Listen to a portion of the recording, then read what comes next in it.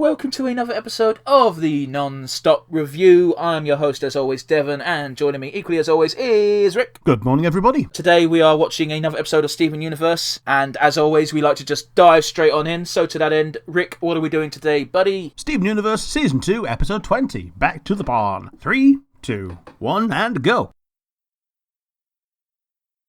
Da-da-da-da-da. I like how they decided to have this conversation in the house so they didn't have to draw that stupid background again. Yep. Steven in a box. It's quite apparent that she would rather have like visual aids from her hollow projector bullshit arm thing, but she does not have access to that, so therefore Steven now works for me. Yep, absolutely.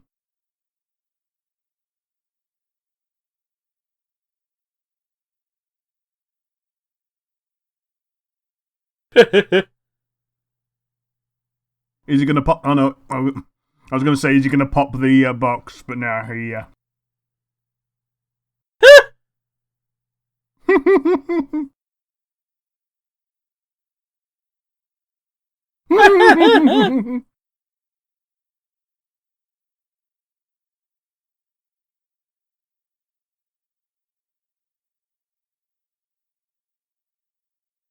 Oh, God, she's still a bit of a bitch. Absolutely. Because she still believes in the gem hierarchy of quartz on top. I might be misremembering because this is from one of my Wikipedia deep dives, but doesn't she actually value amethyst quite highly because she's technically the same rank as Jasper? Vastly, yeah. She thinks amethyst is the only real gem out of all of them.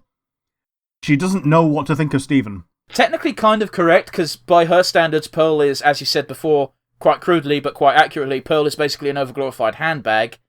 Yeah. And Garnet is technically an abomination because she's a fusion, and they don't like fusions in Homeworld because, Yeah, fusions between the same kind of gem are seen as a way for that kind of gem to get stronger. Fusion between two different kinds of gem is an abomination. Which is, fucked up beyond belief because we all know Garnet is precious. Yeah, yeah. Aww. Right, and here's the example, I guess, because she thinks Pearl is useless. Yeah, yeah. Even though we all know that Pearl is actually probably behind... it's really awkward, isn't it? Because Garnet is kind of good at everything. Mm-hmm, mm-hmm. And you've got Amethyst and Pearl who are like specialised in either end of the degree. Pearl is intelligent as fuck, Amethyst is a bruiser. Pearl's done this weird thing where she's made herself very good at everything that she does. Even though one of them isn't interaction.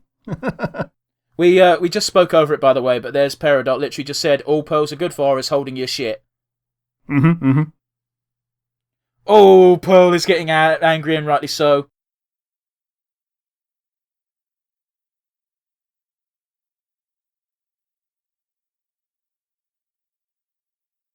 Oh! Like that, I'm surprised she didn't just slap her for that. Yeah, yeah, yeah.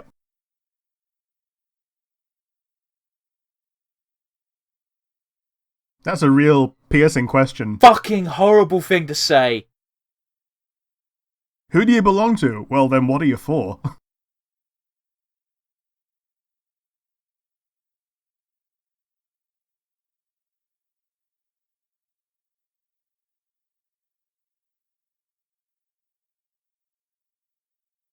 Oh, right, yeah, she'd already poofed out by the time... Well, not poofed out, but walked away when Pearl took over her ship and steered it without any issues. Hmm. Oh, a little background picture of... That does look like Sadie's, like, mum, so it's probably her grandmother. It's, as far as I'm aware, it's Steven's great-uncle. Okay. Which is why it's, Steven's barn. Didn't even realise they owned it. I thought they were just sort of, like, squatting. Both. They... You can't squat on something you own, Rick. Okay, it's owned by the family. But it's owned by an uncle. So they're squatting on something that the uncle owns and isn't currently using. Okay. Nothing like some healthy competition. This is not healthy competition.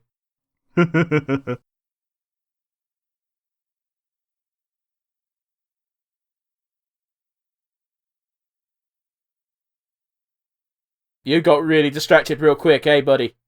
Yeah. Alright, that's real cool, though. That looks like it's straight out of Deltarune. Yep.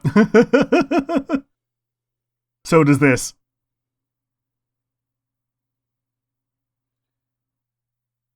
Right, these are two. It's even short and everything. These are two very different designs, but perfectly functional.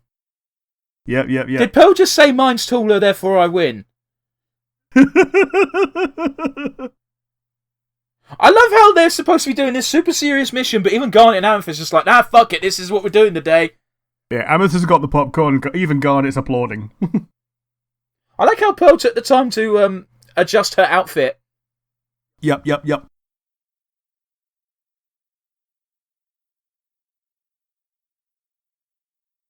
If Peridot didn't try to show off there, she probably would have done fine.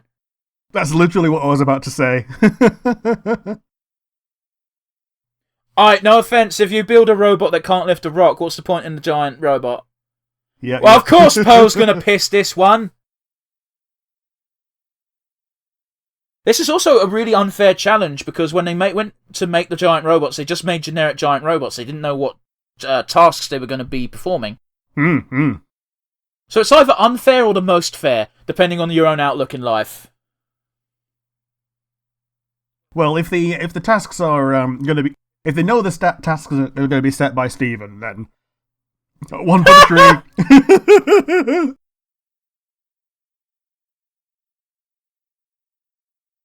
Well, bear in mind, the challenge originally was just who could build one faster. Yeah. What? Why didn't she approve of that popcorn piece? Was it not pop? Maybe because it was too perfect. Maybe. She didn't have the heart to kill it. Was Amethyst just naked for that painting? Because I kind of blinked and missed it. I think it was implied that, yeah. Can I just put it this way, right?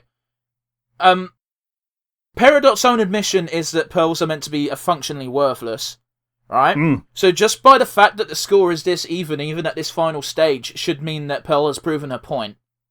Yeah. To a rational being. Obviously, that's not what Peridot is. Yeah, absolutely. That's not how leaders work, Steve.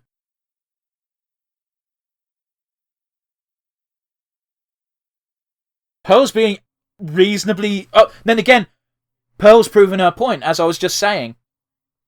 Let it go, little green goblin.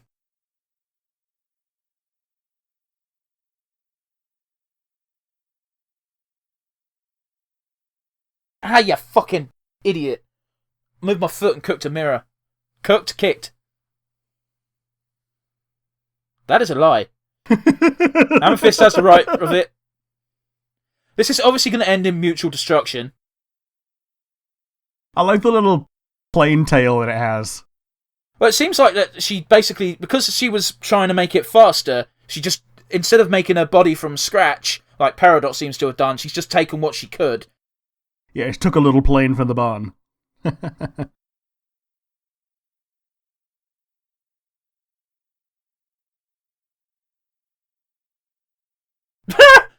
Alright, Peridot deserved that, though. Yep.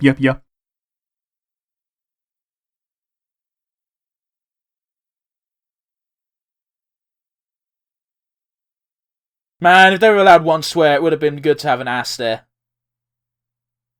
Oh, you got baited, Pearl. I'm gonna kick your tuchus. Pearl would say tuchus. I love that. I unironically love that effect every time it shows up. Oh yeah, swirly eyes like Pokemon. Yeah.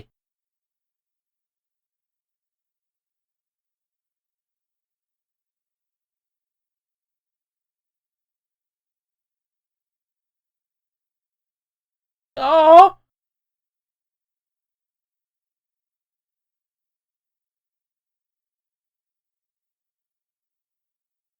Here's the thing. This is the part where Peridot thinks she's gained leadership of the Crystal Gems at this point.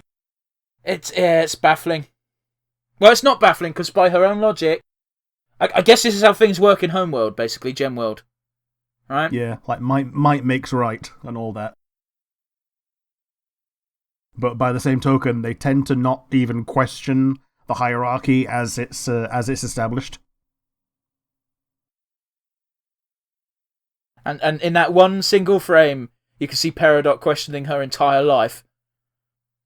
Yeah. Is she actually going to make peace? This is the... I was just about to say, this is such a Matt way of handling something like this. I love Matt, but he always chooses the douchiest approach.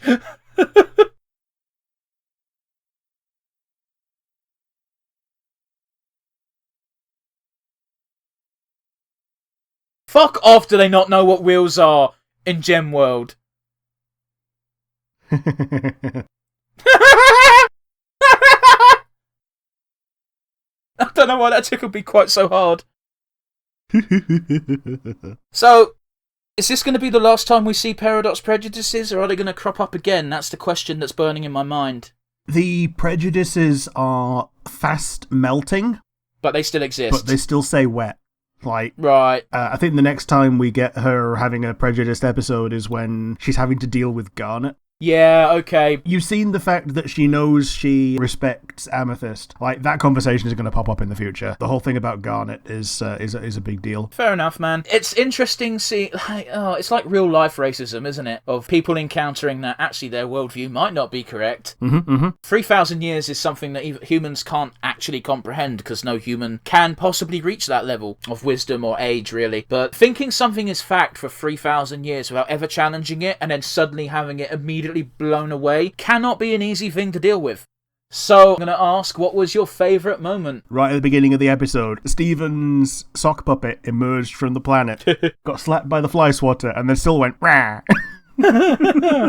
But yeah, how about you? What was your favourite moment? I liked Garnet picking out the popcorn and, for whatever reason, whether it was too perfect or it was uncooked, just sort of smiling at it and then putting it back. It was so random, but it tickled me. Yeah, just like a little slice into the slice of life. But we come down to the important question. Rick, who is your MVP? I think the MVP today is Pearl, because while you might want to give it to Peridot, even though she won, I think Pearl is the one that set the stage for learning more in this episode. She was the thing to have been overcome, and, you know, she kind of was, but by the same token, she came out on top. So, yeah, I think she deserves the pip this time. How about you? Who's your MVP? You've hit the nail on the head. I also agree with you. It's got to be Pearl.